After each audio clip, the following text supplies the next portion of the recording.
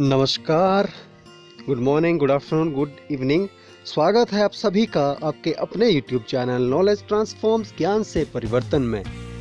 तो इस नई वीडियो में आपका फिर से स्वागत है। तो यह वीडियो है पाठ 13 चौथी कक्षा की हिंदी की पाठ्य पुस्तक रिमझिम में से जो पृष्ठ संख्या 108 है उसमें से हम इसको पढ़ रहे हैं। तो सबसे पहले इसको पढ़ने से पहले हम इस वीडियो में आने वाले लर्निंग आउटकम की तरफ जाते हैं। तो लर्निंग आउटकम आप स्क्रीन पे देख पा रहे हैं। तो लर्निंग आउटकम के बाद हम जानते हैं कि इसमें हमने आज तक क्या पढ़ लिया, क्या हमने जाना। 2 पृष्ठ जो हमने पढ़े हैं पहले के भागों में, उसमें हमने क्या जाना। तो हमने ये जाना कि हुदहुद को कलगी किस तरह से मिली। तो बादशाह सुलेमान जब आकाश के रास्ते से उड़न खटोले में जा रहे थे तो गर्मी लगने पर उन्होंने जब गिद्धों से सहायता मांगी तो गिद्धों ने उनकी सहायता नहीं की, उनकी हेल्प नहीं की, पर हुदहुदों ने उनकी सहायता की। और उन्होंने हुदहुदों को वर मांगने के लिए कहा। तो हुदहुद के मुखिया ने परामर्श करके यह वर मांगा कि आप हमें कलगी दीजिए सोने की। लेकिन जब उनको सोने की कलगी मिली तो सोने की कलगी मिलने के कारण उनका जीवन मुश्किल हो गया, उनको लोग मारने लगे और उनका वंश खत्म होने लगा।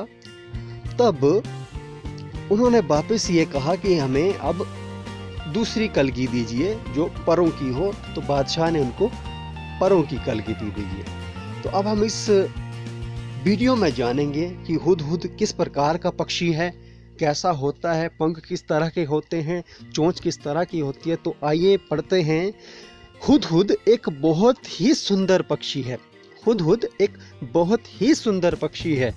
इसके शरीर का सुंदर भाग इसके सिर की कलगी होती है। तो आप ये देख रहे हैं स्क्रीन पे, ये जो वृत्त में है ये इसको कलगी कहते हैं। ये परों से बनी हुई है।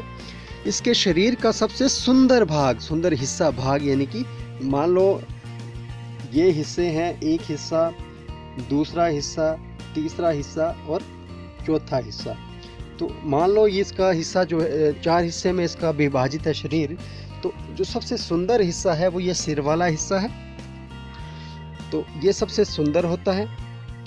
और वैसे तो ये इसे समेटे रखता है, समेटे मतलब बंद करके रखता है। जैसे हम अपने कपड़ों को समेट के रखते हैं, तह लगा के रखते हैं, वैसे ये इसको भी समेट के रखता है, बंद करके रखता है। पर जैसे ही किसी तरह की आवाज़ होती है, किसी भी तरह की आवाज़ हो, जो किसी भी तरह की आवाज़ या ध्वनि हो, तो यह चौकन्ना होकर परों को फैला लेता है। जैसे कि इसने अभी पर फैलाए हुए हैं, चौकन्ना हो जाता है। चौकन्ना का मतलब सुस्त नहीं रहता है, वो पूरी तरह से जागरूक हो जाता है। तो चौकन्ना होके परों को फैला लेता है। ये सिर के जो इसके पंख हैं, पर हैं, उनको फैला लेता है। फैलाना मतलब चारों तरफ फैला लेना, इसने फैलाए हुए हैं। अच्छा, तब यह कलगी देखने में हूबहू, हूबहू मतलब बिल्कुल उसकी तरह, हूबहू, हूबहू ये जो शब्द है हूबहू, इसका अर्थ होता है बिल्कुल। जब कोई चीज किसी की तरह लगती हो, हूबहू। जैसे आपकी जो आपका चेहरा है शायद हूबहू आपके पिताजी की तरह लगता हो। कोई चीज, कोई एक कंघी दूसरी कंघी की तरह लगती हो, हूबहू। तो तब ये कलगी देखने में हूबहू किसी सुंदर पंखी के जैसे लगती है। तो ये पंखी की तरह, जैसे पंखा होता है हवा लगाने वाला, उस तरह। इस कलगी के बारे में तुमने अभी एक सुंदर सी कहानी सुनी, पहले वाली वो कहानी जिसमें हुदहुद को सोने की कलगी मिली, फिर बाद में उनको परों की कलगी मिली। हुदहुद का सारा शरीर रंग बिरंगा और चटकीला होता है। तो हाँ, इस फोटो पे आप देख पा रहे हैं कि हुदहुद को जो सारा शरीर है रंग बिरंगा और चटकीला होता है। ये देखो, पूरा शरीर रंग बिरंगा और चटकीला है। अच्छा, पंख काले काले, ये जो पंख हैं ये काले और इन पे सफ़ेद धारियाँ हैं, काले काले होते हैं, जिन पर मोटी मोटी सफ़ेद धारियाँ होती हैं। गर्दन का अगला हिस्सा बादामी रंग का होता है। ये देखिए, ये गर्दन है, तो गर्दन का जो अगला हिस्सा है वो बादामी रंग का होता है। और उसके सिरे नहीं, गर्दन का अगला हिस्सा बादामी रंग का होता है, चोटी भी बादामी रंग की होती है। ये देखो चोटी, ये सामने ये देखिए, चोटी थोड़ी सी बादामी रंग की होती है, और मगर उसके सिरे पर काले और सफ़ेद होते हैं। ये देखो, ये इसकी चोटी है, जो पर है इन पर काली सफ़ेद धारियां हैं। तो हमने देखा कि किस तरह से रंग बिरंगा और चटकीला इसका शरीर होता है। और आप आगे जानते हैं इसके बारे में। दुम का भीतरी हिस्सा सफ़ेद और बाहरी हिस्सा काले रंग का होता है। ये दुम है, दुम मतलब पूंछ, ये बाहरी हिस्सा है इसका, ये भीतरी हिस्सा है। तो ये इसमें 3 हिस्से हैं, जिसमें काला, सफ़ेद और काला है। भीतर अंदर का हिस्सा सफ़ेद और बाहर का हिस्सा काला। अब जब हम आगे बढ़ते हैं तो ये जानते हैं कि इसकी चोंच पतली, लंबी और तीखी होती है। चोंच पतली, लंबी और तीखी होती है। चोंच पतली, लंबी और तीखी। पतली, ये देखो पतली चोंच, लंबी चोंच और तीखी मतलब बिल्कुल नुकीली तीख होती है, नुकीली होती है, लगती है नुकीली। इसकी मदद से आसानी से जमीन के भीतर, अंदर छिपे हुए, भीतर का अर्थ होता है अंदर छिपे हुए कीड़े मकोड़ों को ढूंढ निकालता है। और इसकी चोंच नाखून काटने वाली नहरनी की से बहुत मिलती है, जिससे हम नाखून काटते हैं उसकी तरह इसकी चोंच होती है। और शायद कहीं कहीं इसे हजामिन चिड़िया के नाम से भी पुकारते हैं। हजामिन मतलब काटने वाली, हजामिन चिड़िया के नाम से भी पुकारते हैं।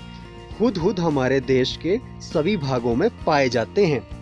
तो ये हुदहुद पक्षी आप देख पा रहे हैं अपनी स्क्रीन पर बने हुए, ये पूरे हुदहुद, ये 1 2 3 4 5 7 जितने भी पक्षी हैं ये सारे हुदहुद हैं। बेहद सुंदर चटकीले रंग वाले पक्षी, लंबी तीखी चोंच, जो इसके पंख हैं इस पर काली सफ़ेद धारियाँ, इसकी दुम पर काले सफ़ेद पट्टियाँ, जो इसके हम कह सकते हैं कलगी भी बादामी रंग की होती हैं। और इसके जो नुकीले सिरे हैं, सिरों पर काले और सफ़ेद रंग की थोड़े थोड़े रंग होते हैं।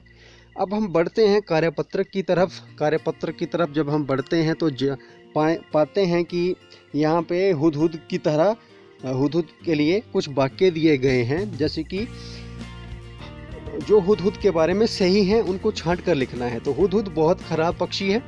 इसके शरीर का सबसे सुंदर भाग इसकी कलगी होती है। हुदहुद की चोंच छोटी होती है। पंख पर काली और सफ़ेद धारियां होती हैं। चोंच की सहायता से आसानी से जमीन के अंदर छिपे हुए कीड़े मकोड़ों को ढूंढ निकालता है। तो इनमें से लगभग सारे ही ठीक हैं। सिर्फ एक वाक्य को छोड़ के, जैसे कि हुदहुद बहुत ही खराब पक्षी है, तो वो खराब पक्षी नहीं है, बेहद ही सुंदर पक्षी है हुदहुद। तो बाकी जो वाक्य हैं वो सही है। सुंदर भाग कलगी होती है, चोंच छोटी होती है। तो चोंच छोटी नहीं होती, जो चोंच लंबी होती है नहरनी की तरह होती है, ये भी गलत है। तो पंख पर सफ़ेद और काली धारियाँ होती हैं, ये भी सही है। और चोंच की सहायता से आसानी से जमीन के अंदर छिपे हुए कीड़े मकोड़ों को ढूंढ निकालता है, तो ये भी सही है। इसमें 2 वाक्य सही और 2 गलत। तो प्रश्नों के उत्तर 2। हुदहुद अपनी कलगी कब फैला लेता है? तो हुदहुद अपनी कलगी तब फैलाता है जब उसे कोई आवाज़ सुनाई देती है। हुदहुद के अन्य नाम क्या हैं? तो हुदहुद के अन्य नाम